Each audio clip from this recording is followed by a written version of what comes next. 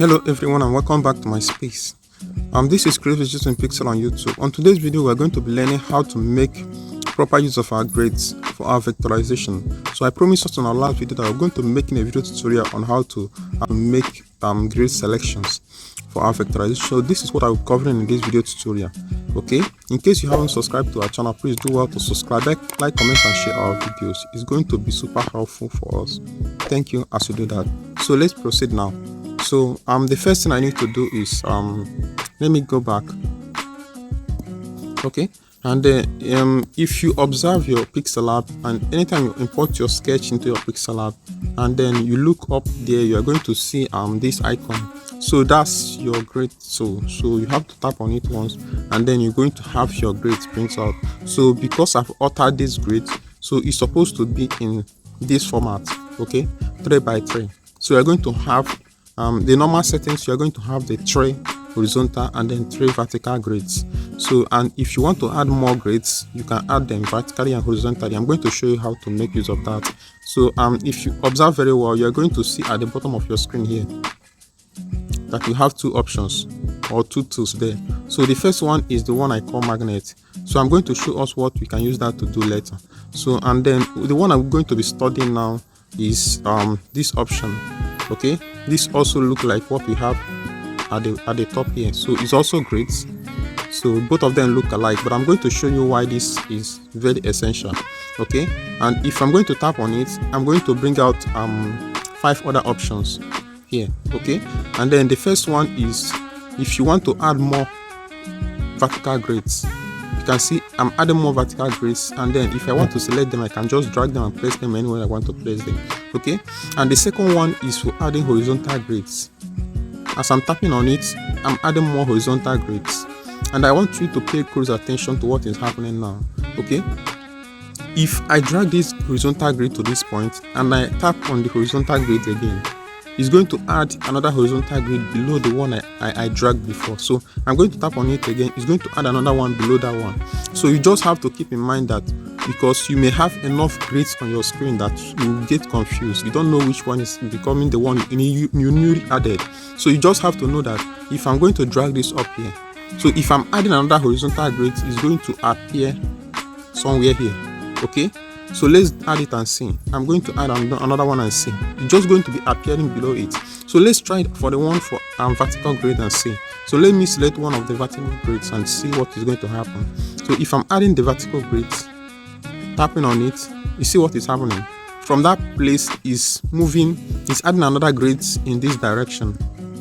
Okay, it's going to add another grid in this direction. Let's observe another thing now. Okay, let's just drag this up here and see. So if I'm selecting one of the horizontal grids and I want to add a vertical grid, see what is going to happen. The vertical grids will start somewhere here. Okay, let's see. Now I'm already selecting a horizontal grid, which is this, and I want to add a vertical grid. So see where it's going to happen. It's going to appear. You see where it's appearing. Now let's select one of the vertical grids and add a horizontal grid. So our horizontal grids will appear at the bottom here. Since we are selecting a vertical grid, if you are selecting a horizontal grid and want to add a vertical grid, okay, it's going to appear here. So the same thing is going to happen. Let's add a horizontal grid while we are selecting a vertical grid. So what is going to happen is it's going to appear at the bottom of this screen. So you have to keep this in mind, because when you're adding enough grids, like you have more than enough grids in your screen now and you want to add another grid, the grids may appear and you become confused where the grid is located. So, and this is how it all works on Pixel Lab. So this is the basic thing that you need to do. So the next thing I need to tell you now is if you look now, you're going to see another option here. Okay, that's the third option from this grid box. Okay, and then if I'm going to tap on it, if I'm selecting a grid and I want to tap on it, see what is going to happen is going to remove the grids that I've selected. So I'm going to tap on it and it has removed that one, and it's going to move to the next horizontal grid there close to it. So I'm going to tap on it and it's going to do like that until it removes all the horizontal grid that I have. Okay, And then if I'm going to select a vertical grade, one of the vertical grades, and start tapping on it, it's going to continue removing all the vertical grades that I have until I will have nothing on my screen again. So this is what that one is used for, in case you have a grid that you place on your screen that you don't need again. So you just have to select it and then tap on it. That's all. You clear everything on your screen. So let's go back and then reset this and see. Okay, before I discuss this one, okay, I want to first discuss this. Okay, I want to first discuss this. So what it is used for is just like my screen grids are messed up now, okay, and then I want to reset it back to the original, to the standard, how it's supposed to be. If you open your pixel lab, I told you that you need to have a 3 vertical grids and 3 horizontal grids, right? So if you want to reset it to the default setting, okay, you have to just tap on this, and then you're going to bring out this option for you that is going to be 3 vertical and 3 horizontal, right? So this is what we have here, and then you have to tap OK. It's just going to appear the default setting. Okay, another thing is that if you automatically want to add enough grades, like you have checked and see that the number of grades that you need is 5 horizontal and then 10 vertical. So you just have to tap on it and then just add it here, 5, and then this one is 10. Let's see if it's going to give us. I see. So if you observe very well, you have 5 horizontal and then you have 10 vertical for this one. Okay, and then I think this is very easy to handle, right? So and then for this one, what we use it for to do, if you actually select a particular grade and you want to position to adjust its position, okay, you can just drag it like this. If I drag it to this point, what it means that is going to change the position of this particular grade that is selected to this point at the top. Okay, if I drag the position down to this place and increase it to about 19, what it simply means is that it's going to drag the position to somewhere around this place down here. So so let's see. Okay, like I told you now, you see it at the bottom of your screen now.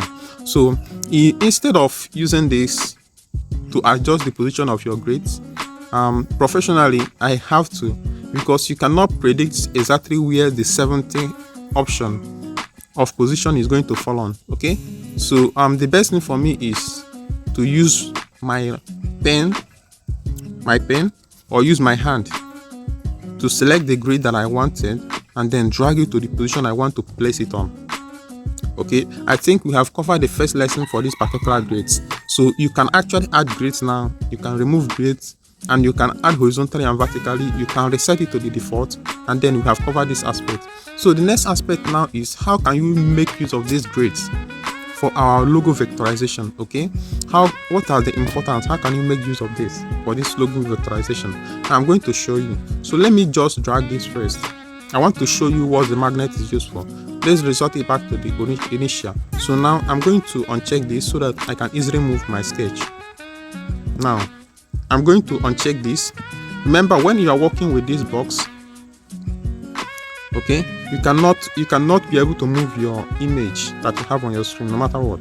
So you are going to uncheck it so that you can be able to drag this up and down. So now whenever you check your magnet, what it simply means is that you can easily align your image. You can see now, if I'm dragging it up, it actually means that it is centrally aligned, it is horizontally aligned. When the horizontal line center grades is selected with a red stroke. So if I'm dragging to this point, it means that it is properly aligned vertically and horizontally, because both grades are marked with a red stroke. Now if I'm going to leave it, it's going to appear like this again, back again to the initial. So you're going to have this back again. So the function of this, I call it magnet, is to check the alignment of your grids, right? To check the alignment of your grid, whether it is aligned with a grid line. I mean, to check the alignment of your image or your object that you place on your screen, whether it is aligned with your grids. So for people that are making flyer design on Pixel Lab, so you must note that you have to use these grids to check the alignment of your graphic elements, your text, your images, how they align, to make them look properly aligned. You have to make use of your grids all the time. So it's an essential tool for every designer, not just for pixel lab designers, even Photoshop designers. When I was working with Photoshop, I still know that this is also very important when I want to make a well structured and then well perfectly arranged graphic element on my screen. So I have to make use of my grids. So it's something I have always been using all this time. So the next thing I need to teach us here is how can we make use of these grids for our vectorization. So people that have been watching my video tutorials, you realize that the way I align my grids, I align them in such a way that when I'm trying to use my Brigza, things work out well for me. So I'm going to show you how I do this now. So I'm going to uncheck my magnet. Okay, now I'm going to check my grid box. Now I'm going to drag this. So how I always align my grids is that if you observe now, this is a vertical grid. So I'm going to place it in such a way that my grids, vertical grids, are going to cross with this vertical line of this sketch. And then for this, okay, so this is the first thing I need to do. I'm going to drag this, and it has crossed the vertical sketch, and then I'm going to select this, drag it until it will align with this vertical line that I use here. Okay, and after this now I'm going to if you observe very well, for this particular sketch, if there is no way you can actually use grid lines to mark the curve line here so that you can get a better curve there. So what I use as my trick is this. What I use as my trick is that I'm going to select, okay, select one of the horizontal grids. I'm going to place this somewhere at the end of this vertical line for this sketch.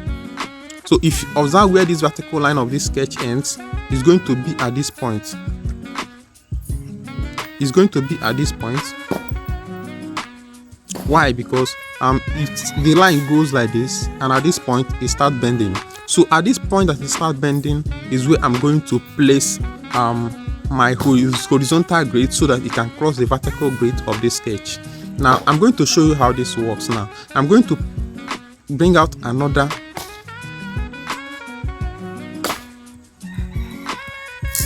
vertical grid. Okay, I'm going to bring it somewhere to this place. Okay, because if you observe very well again, you are going to see that for this sketch, it goes straight from here to this point before it starts bending. So at this point that it starts bending, I'm going to make a cross with the vertical and horizontal grid so that it can cross to this point that it starts bending. So that when I'm using my Brigza tool on it, I can place my Brigza point here. I can place my Brigza point here and also place my Brigza point here. So I can get a perfect curve, and you will not notice that I use a Brigza on that. So I'm going to show us how this works later. Okay, when we are making a vectorization for this particular video, I mean this particular logo, it's going to be our next video tutorial, so you don't miss that. So the next thing is that I've showed us how to make curves, right? So I'm going to show you how this works for the interest of people that want to know, why am I even making this? Why is even this important? So this is how I get my perfect curving for any vector I want to create. So if I want to do this as well for, okay, if I want to do this for this particular curve here, so how am I going to achieve that? I'm going to drag it to this point, and then I'm going to select this.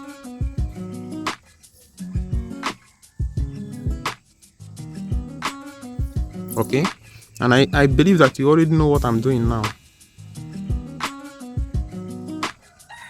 Okay, so let's zoom it and see.